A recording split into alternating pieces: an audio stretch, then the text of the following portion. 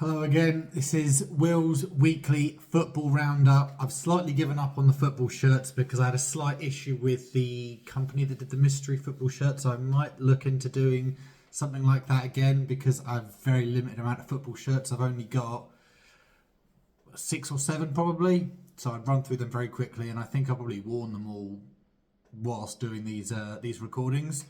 But never mind that. Let's sort of move on to something new and improved.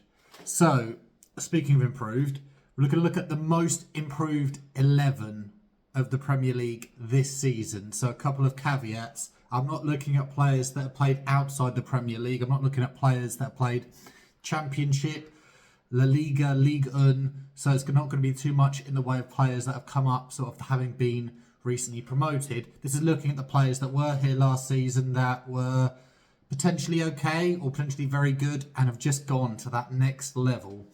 So I've gone for a bog standard nowadays, formation of a 4-3-3. To start with, in goal was a slightly tricky one for me because goalkeepers, it's trickier to tell with a goalkeeper when they're standing like outright or like outright looking like a lot better, because goalkeepers have a tendency that they'll naturally just keep more clean sheets if they've got a good organised defence in front of them. Now, that's what makes sort of some of the goalkeepers in the lower areas of the Premier League stand out a lot more. Like Jordan Pickford stands out because Everton are usually a team that end up having to face quite a lot of shots. Granted, maybe not as much now since David Moyes took charge. But things like that, like Ramsdale, for example, it is a prime example of someone that has to face a lot of shots, and you can see the ability there. I've gone for a bit of a funky one. I think it's David Raya. I think as a goalkeeper, I think it's most improved because I'm looking at where he was last year. I think he was the upgrade on Ramsdale, but this year it's just so cemented that spot being his, as well as that it's now the fact that he in himself, that there are conversations of him being one of the best in the world. Like if it's getting to that level, there's clearly been an upgrade in levels like there. I mean, you've got Alisson, you've got Courtois. All right, who am I looking for? Sort of the other big goalkeepers, Mike Maignan potentially.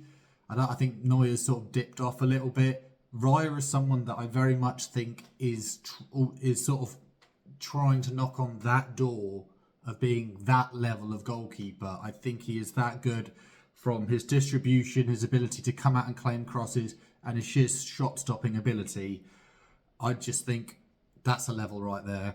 Next up, right back. Right back, I've gone Ola Aina. You shouldn't be too surprised by the fact that there's going to be a lot of Nottingham Forest players in here based on how well they have done. It's been such an organised defence from Nottingham Forest. Ola Aina has had a bit of an up and down career.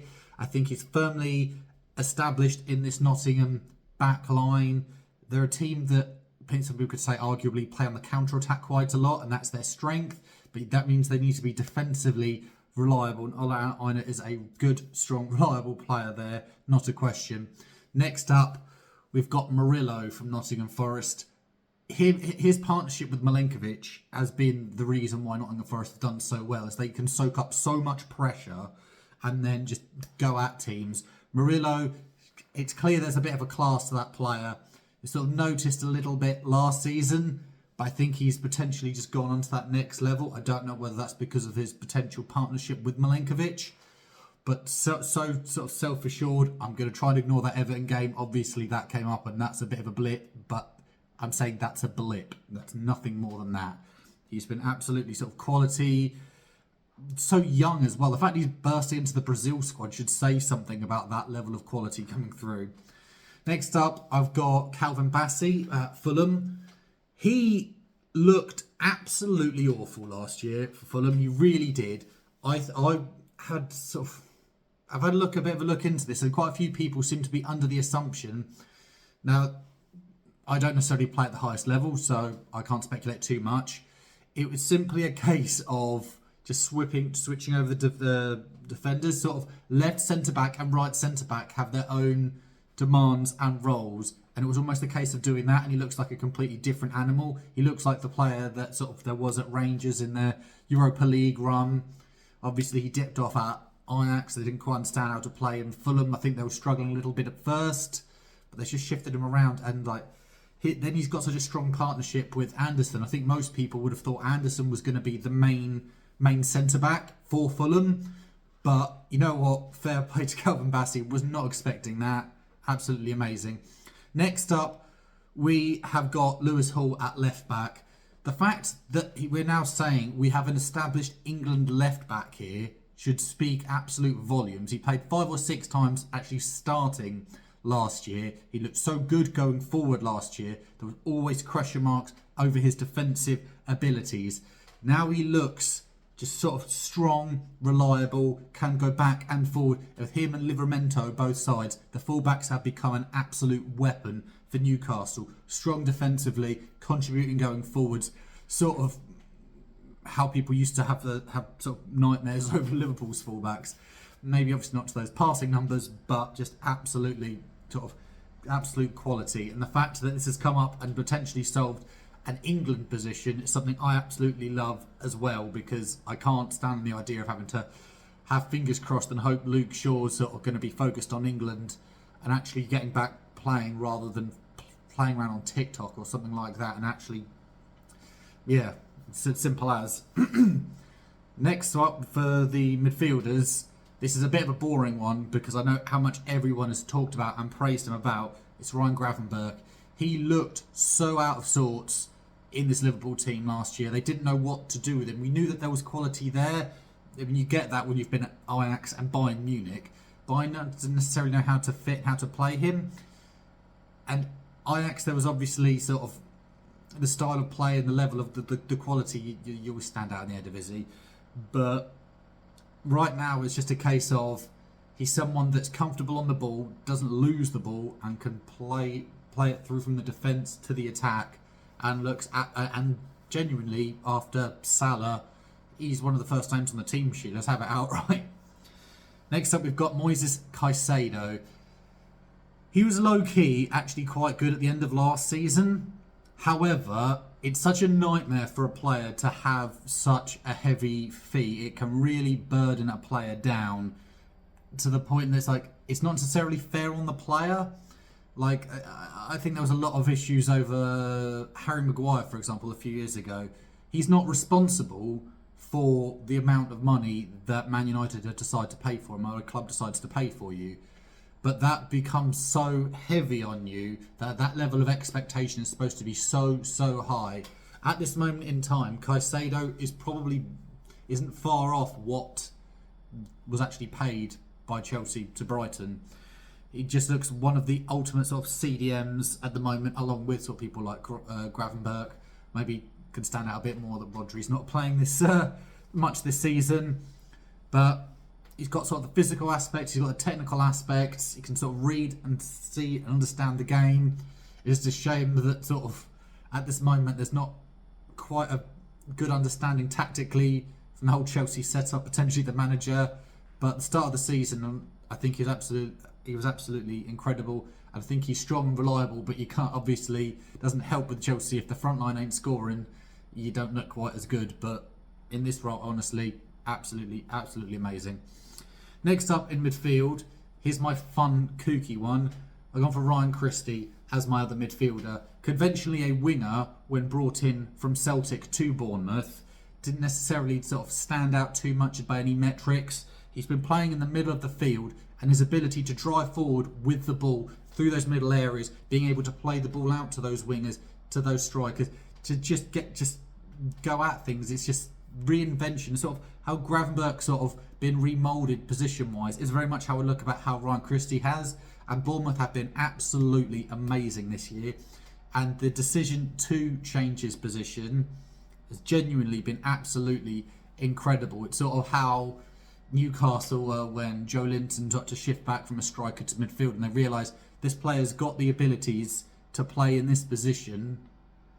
Why don't we do that? Why don't we do that? And it takes a lot of a smart man to just realise that and say, look, you might necessarily play how you want to play there, but trust me on this one, this will work. And in fairness, with Iriola, That really, really does work.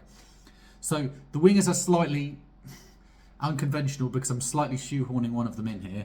Annoyingly, on the right hand side, although I don't argue he can sort of usually plays on the left, is Matheus Cunha. I think Cunha is the sole reason that Wolves are staying up. I think he's realised this year that he is the main man, and I think he thrives in that environment being the main man. I'm slightly concerned about when, not if, he moves to another club, but then he suddenly becomes a small fish in a big pond, and I don't know whether he'll be able to get away with that in the same way should he move to an Arsenal or a Man United, who definitely are crying out for someone of his ability and skill sets, particularly Man United. But I don't necessarily know how that will fit, and I'm slightly worried about attitude. But his ability to just grab games by the scruff of the neck for Wolves and really get something out of it at all, and keep them up because of what has been a woeful Wolves season. Let's have it outright. It's just,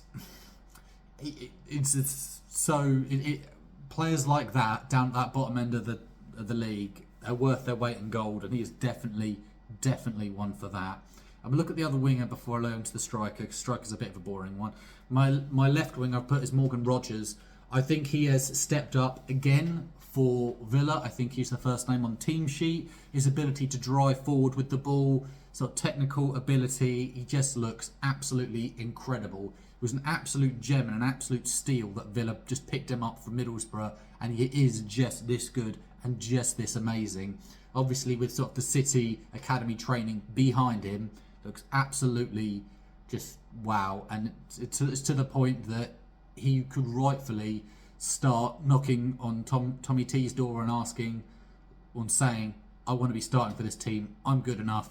And fair enough, he genuinely is good enough to be starting for England on that left wing spot, in my opinion, because I'd rather have him there than Phil Foden. Let's be perfectly honest there. Such quality. The striker, the bit of a boring one, but I've gone Chris Wood as one of the most improved ones. He's a consistent sort of 10 goal a season striker. He's stepped up that little bit more. He's just sort of essentially been told by Nuno Espirito Santo, just stay in the box. Wingers are going to find you. They're going to sort of just stay there and just fox in the box. Just get your head on it. Get there first. Win it first. Be hungry for the ball. And he definitely is. And my predictions of how Nottingham Forest and Chris Wood were at the start of the season, it's just embarrassed me so much. But he's been so good as a strong focal point. But there you have it. That is my 11. I'm going to quickly run through it again just to make sure you've seen it all. So we've got David Raya in goal. We've got back four of Aina right back, Murillo, Bassi, Hall. That's the back four. We've got Gravenberch, Caicedo, Ryan Christie in the midfield. We've got front three of Cunha, Wood, Rogers. There we have it. 4-3-3. What do you reckon about that for the most improved 11? I might flip it and have a look at another 11 opposed to this next time. I will see you later. Bye for now.